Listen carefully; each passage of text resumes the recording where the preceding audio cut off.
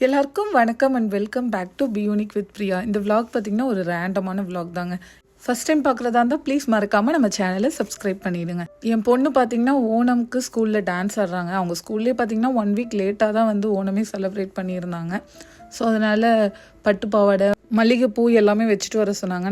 So instant cone வந்து வீட்டில் இருந்துச்சு. நைட்டாக வச்சு ஒரு 10 நிமிஷத்தில் காஞ்சிரும். இவங்களுக்கு மருதாணி அந்த மாதிரிலாம் வைக்கணும்னா ரொம்ப ஆசை. அது மாதிரி ட்ரெஸ் பண்ணிக்கிறது, நகைலாம் போட்டுக்கிறது அதெல்லாம். பட் ஊரில் இருந்தால் இந்த மாதிரிலாம் நல்லா என்ஜாய் பண்ணுவாங்க. இங்கே இருக்கிறதுனால அடிக்கடி இந்த மாதிரி மருதாணி கை ஃபுல்லாக விடுறது, புது ட்ரெஸ் போட்டுட்டு சொந்தக்காரவங்க ஃபங்க்ஷனுக்கு போகிறது அதெல்லாம் எதுவுமே கிடையாது. இப்போ பாருங்கள், இந்த பட்டு பவுடர்லாம் பார்த்தீங்கன்னா போன வருஷம் ஊர்லேருந்து வரும்போது எடுத்துகிட்டு வந்தது. போடவும் இல்லை, அப்படியே புதுசாக இருக்குது, பத்தாமலும் போயிடுச்சு. நாங்களும் பிரித்து தையல் அடிச்சுலாம் பார்த்தோம், ஆனால் பத்தலை. சரின்னு இந்த ஒரு பட்டு பாவாடை தாங்க ஏதோ உருப்படியாக யூஸ் பண்ணியிருக்கோம் வாங்கிட்டு வந்ததுக்கு.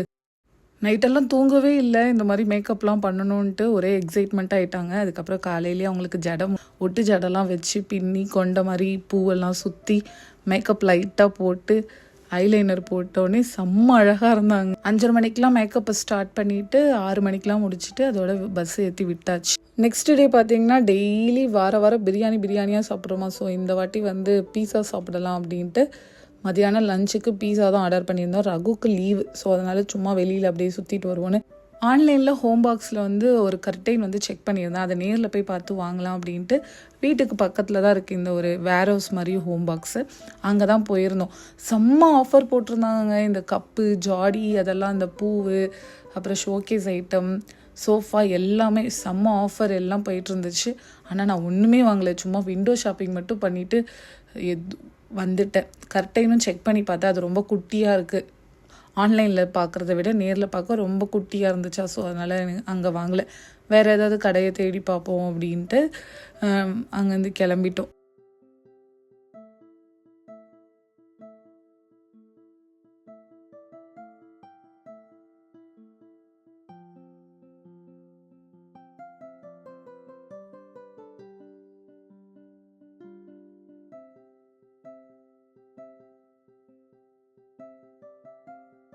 என்னன்னே தெரியலங்க, ஒரு 2 மாதமாக பார்த்திங்கன்னா வீட்டில் பிரியாணியே செய்யவே இல்லை. ஏன் செய்யலை, எதுக்கு செய்யலைன்னு எனக்கு தெரியவே இல்லை.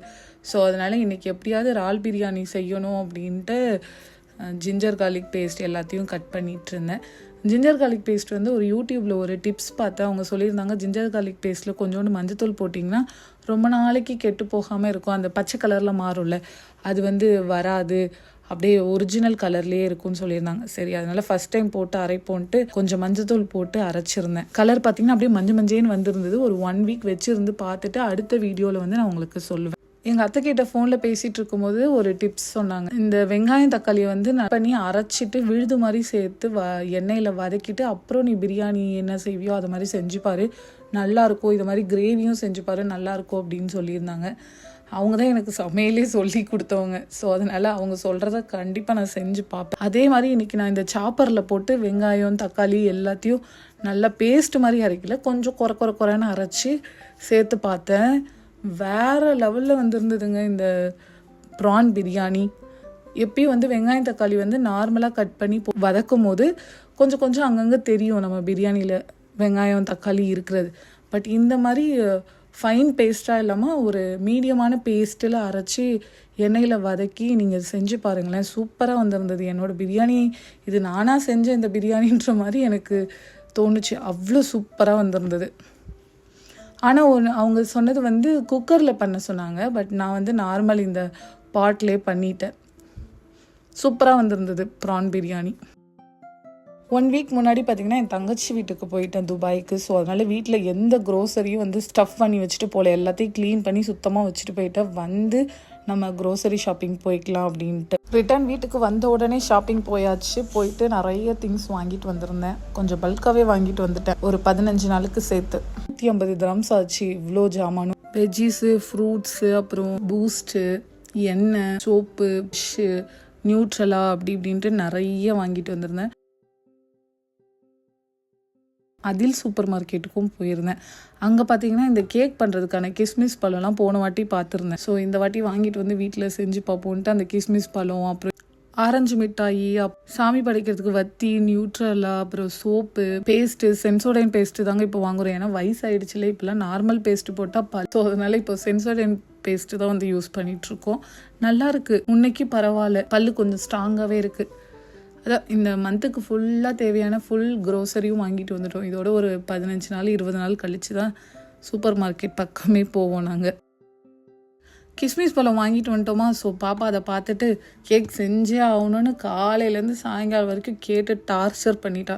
சரிவா உங்கள் அப்பா ஆஃபீஸ்க்கு போனதுக்கப்புறம் சாயங்காலமாக செஞ்சு தரேன்னு நீயே வந்து செய்யும், கை வலிக்கிற அளவுக்குன்ட்டு அவள்கிட்ட கொடுத்து தான் முட்டையெல்லாம் பீட் பண்ண வச்சேன். நான் நார்மலாக வெண்ணிலா கேக் பண்ணியிருந்தேன், அப்புறம் ப்ரௌனி பண்ணியிருந்தேங்க. ஆனால் சாக்லேட் போடாமல் பண்ணியிருந்தேன், வெறும் சாக்லேட் பவுடர் வச்சு சூப்பராக இருந்துச்சுங்க. அடுத்த வாட்டி தான் பிளாக் சாக்லேட் வாங்கிட்டு வந்து இந்த ப்ரௌனி பண்ணணும்னு இருக்கேன். அதுக்குள்ளே ஸ்டஃப் பண்ணால் இன்னும் டேஸ்ட்டாக இருக்கும்ல. சூப்பராக வந்திருந்தது, 2 கேக்குமே செம்ம சூப்பராக வந்திருந்தது. இதோட ரெசிபி வேணும்னா கண்டிப்பாக எனக்கு கமெண்ட் பண்ணுங்கள், நான் உங்களுக்கு அடுத்த வீடியோவில் கண்டிப்பாக சொல்கிறேன். நானாக இவ்வளோ சூப்பராக ப்ரௌனி பண்ணேன்னு எனக்கே ஆச்சரியமாக இருந்துச்சு. இதில் கொஞ்சம் அந்த செரீஸ் போட்டிருந்தேன், நல்லா வந்திருந்தது, அதுவும் நல்ல சாஃப்டாக ஃப்ளஃபியாக இருந்துச்சு. நார்மல் வெனிலா கேக்கும் பார்த்திங்கன்னா நல்ல சாஃப்டாக இருந்துச்சு. பாப்பா ரகுக்கெலாம் ரொம்ப பிடிச்சிருச்சு. நீயா பிரியா இந்த மாதிரி கேக் பண்ணேன்னு கேட்குற அளவுக்கு இருந்துச்சு, அவ்வளோ சூப்பராக இருந்துச்சு. நாங்கள் தான் பாதி காலி பண்ணோன்னு வச்சுக்கோங்களேன். அவ்வளோதாங்க விலாக் முடிஞ்சுது. தேங்க்ஸ் ஃபார் வாட்சிங். ப்ளீஸ் மறக்காமல் நம்ம சேனலை சப்ஸ்கிரைப் பண்ணுங்கள். இது வரைக்கும் சப்போர்ட் பண்ணிகிட்ருக்க எல்லாருக்கும் ரொம்ப ரொம்ப நன்றி.